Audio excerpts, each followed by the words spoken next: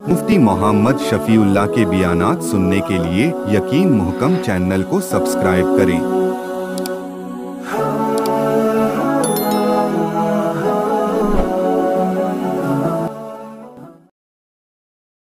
नहमदुहु व नुसल्ली अला रसूलिहिल करीम। अम्मा बअदु फ़अऊज़ु बिल्लाहि मिनश शैतानिर रजीम। बिस्मिल्लाहिर रहमानिर रहीम। अवला यअलमून अन्नल्लाह यअलमु मा युसिर्रून व मा युअलिनून वमिनहुम उम्मियून ला यअलमूनल किताब इल्ला अमानिय्य व इन्हुम इल्ला यज़ुन्नून। सदक़ल्लाहुल अज़ीम। अल्लाहुम्मा सल्लि अला मुहम्मदिन व अला आलि मुहम्मद कमा सल्लैता अला इब्राहीम व अला आलि इब्राहीम इन्नका हमीदुम मजीद। अल्लाहुम्मा बारिक अला मुहम्मदिन व अला आलि मुहम्मद कमा बारकता अला इब्राहीम व अला आलि इब्राहीम इन्नका हमीदुम मजीद। साबिक़ा दर्स में जब रसूलुल्लाह सल्लल्लाहु अलैहि वसल्लम ने यहूदियों को जाकर इरशाद फरमाया कि ए हफ्ते के दिन मछली खाने वालों, बंदरों और खिंजीरों के भाइयों, तो वो आपस में कहने लगे कि ये हमारी बातें इन्हें किसने बताई हैं। तो अल्लाह रब्बुल इज़्ज़त ने उनकी इस बात का जवाब इरशाद फरमाया, अवला यअलमून अन्नल्लाह यअलमु मा युसिर्रून व मा युअलिनून। नहीं जानते हो, अन्नल्लाह यअलमु, बेशक अल्लाह जानते हैं, मा युसिर्रून, जो छुपाते हो अल्लाह उसे खूब जानते हैं, व मा युअलिनून, और जाहिर करते हो वो भी अल्लाह जानते हैं। सूरतुल आराफ में अल्लाह रब्बुल इज़्ज़त ने इरशाद फरमाया कि वइंदहु मफातिहुल गैबि ला यअलमुहा इल्ला हु। अल्लाह के यहाँ तो कोई गैब ही नहीं है, अल्लाह के यहाँ सारी शय ज़ाहिर है। आलिमुल गैबि वश्शहादा, ये गैब हमारे लिए है, जो हम इंसान, हमारे सामने कुछ चीज़ें ज़ाहिर होती हैं, कुछ चीज़ें गैब होती हैं, लेकिन खुदा के सामने हर चीज़ ज़ाहिर है, वो पहले से सब कुछ जानता है। गैब हमारे हिसाब से है। फरमाया कि गैब की कुंजियाँ, जो छुपी हुई पोशीदा चीज़ें हैं, उसकी मफाती कौन जानता है? ला यअलमुहा, अल्लाह के अलावा कोई नहीं जानता। व यअलमु मा फिल बर्रि वल बहर, वही जानता है जो खुश्की में है, जो समंदर में है। व मा तस्कुतु मिन वरक़तिन, कायनात में खुदा के सिवा ये इल्म किसी को नहीं हो सकता, कायनात के किसी कोने में, किसी जगह पर। वमा तस्कुतु मिन वरक़तिन, कोई पत्ता नहीं गिरता, इल्ला यअलमुहा, मगर उसे वो ज़ात जानती है। कोई पत्ता भी दरख्त से गिरता है तो वो जानता है। ये जो आपने सुना है कि अल्लाह के हुक्म के बगैर पत्ता भी नहीं गिरता, वो गलत है। अल्लाह के हुक्म के बगैर की बात नहीं है। वो हिंदू दरख्त को हिला रहे होते हैं, कहते हैं देखो जी, ये मुसलमान कहते हैं अल्लाह के हुक्म के बगैर पत्ता नहीं गिरता, ये देखो हम हिला रहे हैं तो पत्ते कितने गिर रहे हैं, हमारे हुक्म से गिर रहे हैं। वो कहीं भी नहीं है कि अल्लाह के हुक्म से नहीं गिरता। ये लाइल्म वाइज और खतीब जब ये ऐसी बातें करते हैं तो लोगों को एतराज करने का मौका मिल जाता है। यहाँ अल्लाह ने फरमाया ला यअलमुहा इल्ला हु, जहाँ कोई गिरता है पत्ता तो अल्लाह के इल्म में होता है। अल्लाह के हुक्म से गिरना और बात है, अल्लाह के इल्म में होना और बात है। फरमाया कहीं भी कोई पत्ता गिरता है वो अल्लाह के इल्म में होता है।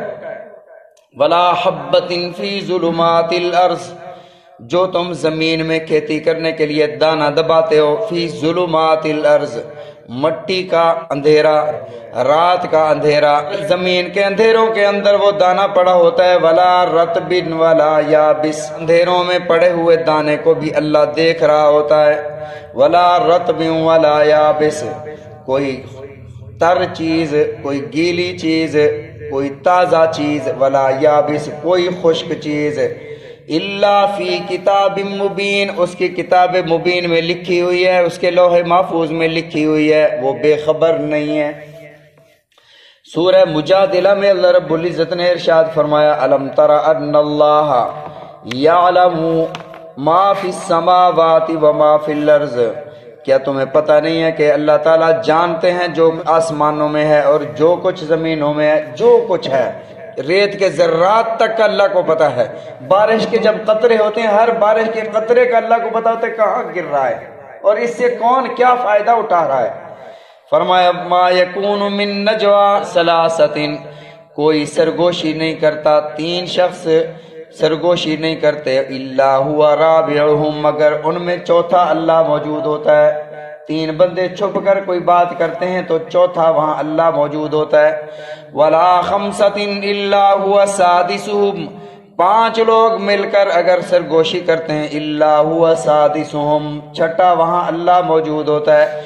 ولا ادنا من ذالک، کوئی یہ نہ سمجھے کہ 7 ہوں تو پھر اللہ نہیں سنتا، 9 ہوں تو اللہ نہیں سنتا، ہم 2 ہوں تو اللہ نہیں سنتا، کیونکہ 2 کی اللہ نے بات نہیں کی، 7 یا 9 کی یا 12 کی اللہ نے بات نہیں کی، اس لیے زیادہ ہوں یا کم ہوں اللہ نہیں سنتا، ایسے بات نہیں۔ پھر اللہ نے آگے وضاحت فرما دی، یہ میں نے 5 اور 3 کی تو مثال ارشاد فرمائی، ولا ادنا من ذالک ولا اکثر الا هو معهم اینما کانوا، اس سے کم ہوں یا زیادہ ہوں جہاں بھی کوئی کسی کے بارے میں پلاننگ کرتا ہے، فرمایا الا هو معهم اینما کانوا، وہ ذات اسی کے ساتھ ہوتی ہے، انہی کے ساتھ ہوتی ہے، ان کی باتیں سنتے ہیں، اینما کانوا، تم جہاں بھی ہو، وہ کمرے کے اندر ہیں، باہر ہیں، جہاں بھی آپ ایسی باتیں کر رہے ہیں، فرمایا اللہ وہاں موجود ہوتے ہیں۔ ان اللہ بکل شیء علیم، بے شک اللہ تعالی ہر شے کو ایسے جاننے والے ہیں کہ کائنات میں ایسا کوئی جان نہیں سکتا۔ تو یہودیوں کو اللہ نے جواب ارشاد فرمایا اولا یعلمون ان اللہ یعلم ما یسرون وما یعلنون، بھلا تمہیں یہ پتہ نہیں ہے، تم جانتے بھی ہو، ان اللہ یعلم، تمہاری آسمانی کتاب میں بھی یہ لکھا ہوا ہے کہ اللہ جانتا ہے، ما یسرون، جو تم چھپاتے ہو، وما یعلنون، جو تم ظاہر کرتے ہو، ظاہر و باطن کو جاننے والا اللہ اپنے آخری پیغمبر کو جب تمہاری بات بتائے تو تم حیرانگی کا، تعجب کا اظہار کیوں کرتے ہو کہ انہیں کیسے پتہ چلا؟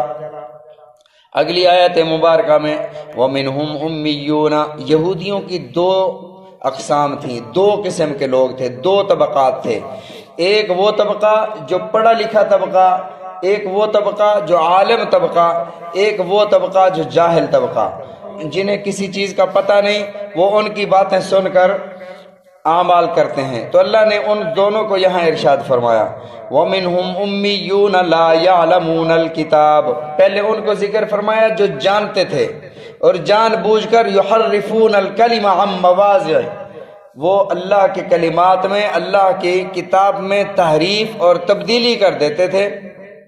وَهُمْ يَعْلَمُونَ، وہ جانتے بھی تھے کہ ہم تبدیلی کر رہے ہیں، جان بوجھ کر ایسے کرتے تھے۔ ایک تو وہ طبقہ تھا، اور دوسرا طبقہ یہ تھا جس طرح مسلمانوں میں ہے، ایک وہ طبقہ جو بتاتا ہے کہ بھی ایسے نہیں، ایسے ہے، مسائل ایسے ہیں، اور امت جو ہے وہ اپنے اپنے مقتدا کے پیچھے چل رہی ہے کہ بھی میرے مولوی نے سچ کہا۔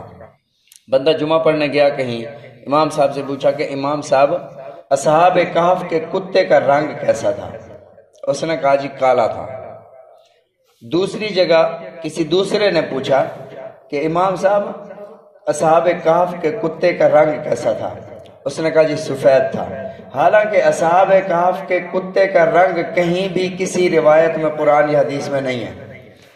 اب پہلے دور میں بھی ایسے ہوتا کہ گھروں سے نکلتے اور باہر اڈے پر جا کر دکان پر، چائے کی دکان پر بیٹھ جاتے، اب وہ بھی ادھر سے آ گئے، یہ بھی ادھر سے گئے۔ ہمارے مولوی صاحب نے تو بڑی تحقیق کی بات کی ہے کہ اصحاب کہف کے کتے کا رنگ کالا تھا۔ اس نے کہا نہیں بھی سفید تھا۔ اب یہ دونوں آپس میں اختلاف کر رہے ہیں، یہ اپنے مولوی صاحب کو درست کہہ رہا ہے، وہ اپنے مولوی صاحب کو درست کہہ رہا ہے، اور اختلاف کر رہے ہیں کہ اصحاب کہف کے کتے کا رنگ سفید تھا، وہ کہتے کالا تھا۔ اسی طرح یہاں پہ ایک شخص نے مجھے پوچھا کہ اللہ کو کون سا رنگ پسند ہے، فیوریٹ رنگ اللہ کا کون سا ہے، اللہ کا پسندیدہ رنگ کون سا ہے؟ اب یہ کہیں بھی نہیں ہے قرآن یا حدیث میں کہ کون سا رنگ اللہ کو پسند ہے، کالا ہے یا سفید ہے۔ اچھا میں نے اسے کہہ دیا کہ قرآن مجید میں احادیث میں تو یہ نہیں لکھا ہوا کہ کون سا رنگ پسندیدہ ہے، البتہ رسول اللہ صلی اللہ علیہ وسلم نے ارشاد فرمایا کہ اپنے مردوں کو سفید کفن دیا کرو، جنتیوں کا لباس بھی سفید ہوگا، یہ بے عیب بھی ہوتا ہے، اس لیے سفید کپڑوں میں اپنے میت کو کفنایا کرو۔ تو میں نے کہا اس سے لگتا ایسے ہے، میرے آقا علیہ الصلوۃ والسلام وہ پوری زندگی اکثر جو ہے سفید لباس زیب تن فرمایا کرتے تھے۔ میں نے کہا اس سے معلوم ہوا جنتیوں کا لباس بھی سفید بتایا گیا، نبی علیہ الصلوۃ والسلام نے بھی سفید لباس پہنا، اور مردوں کو بھی سفید لباس سے کفنانے کا حکم ہے۔ تو مجھے ایسے لگتا ہے نہیں قرآن و حدیث میں ایسے لکھا ہوا کہ اللہ کا پسندیدہ رنگ یہ ہوگا۔ اچھا انہوں نے مجھے پھر بتایا کہ ہماری ایک معلمہ آتی ہیں، وہ انہوں نے بتایا کہ اللہ کو جی کالا رنگ پسند ہے۔ انہوں نے کہا یہ دلیل دی ہے کہ بیت اللہ پر غلاف کالا ہے، تو اللہ کا رنگ پسندیدہ جو ہے وہ کالا ہے۔ تو میں نے کہا کہ وہ جو بیت اللہ پر غلاف ہے یہ مسلسل جو کالا ہے رسول اللہ صلی اللہ علیہ وسلم کی بعثت کے بعد کالا ہوا، پہلے جو بھی آتا کسی بھی طرح کا غلاف یہاں پر آ کر اس کے اوپر ڈال دیتا تھا بیت اللہ کے اوپر۔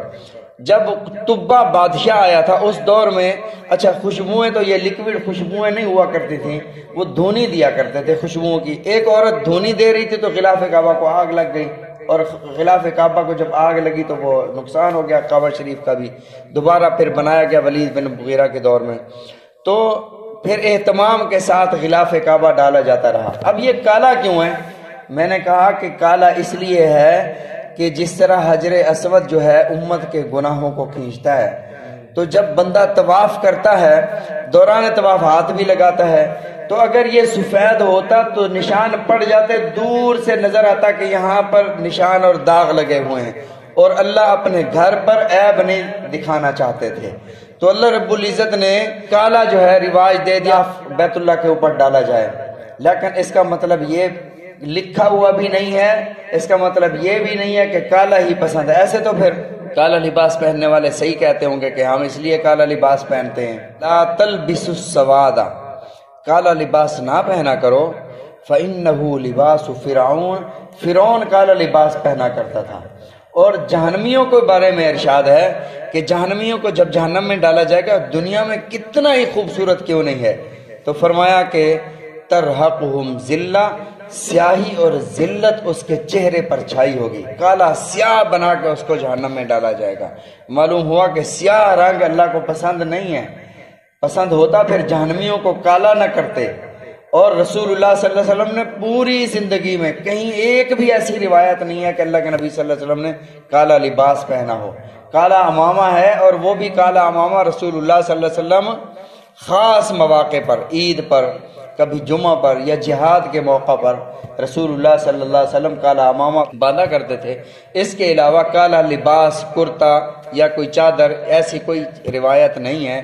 بہرحال عرض یہ کر رہا تھا کہ اختلاف اس وجہ سے ہوتا ہے کہ ادھر سے مولوی نے بتا دیا، یہود بھی ایسے تھے، کچھ لوگ ان کے مقتدا تھے وہ غلط باتیں بتاتے تھے، اور ان کے جو ماننے والے تھے وہ پھر انہی کے پیچھے چل پڑتے، ادھر ادھر نہیں دیکھتے تھے کہ بھائی جو انہوں نے بتا دیا یہی سیدھا جنت کا راستہ ہے۔ جیسے مسلمان آج کل کہہ رہے ہیں ہم تو جی مسلمان ہیں نا، ہم تو نبی کے امتی ہیں، بس سیدھا جنت بھی اللہ نے ہمارے لیے بنائی ہے، ہم ہی جنت میں جائیں گے، جو بھی کرتے رہیں بس محبت دل میں ہونی چاہیے رسول صلی اللہ علیہ وسلم کی، اور اللہ کی محبت ہونی چاہیے، یہ نماز، یہ روزہ، یہ نیکیاں، یہ کچھ نہیں ہے، ایسا نہیں ہے دوستو۔ آمنوا وعملوا الصالحات، دو چیزیں رسول اللہ صلی اللہ علیہ وسلم کی امت پر ضروری ہیں۔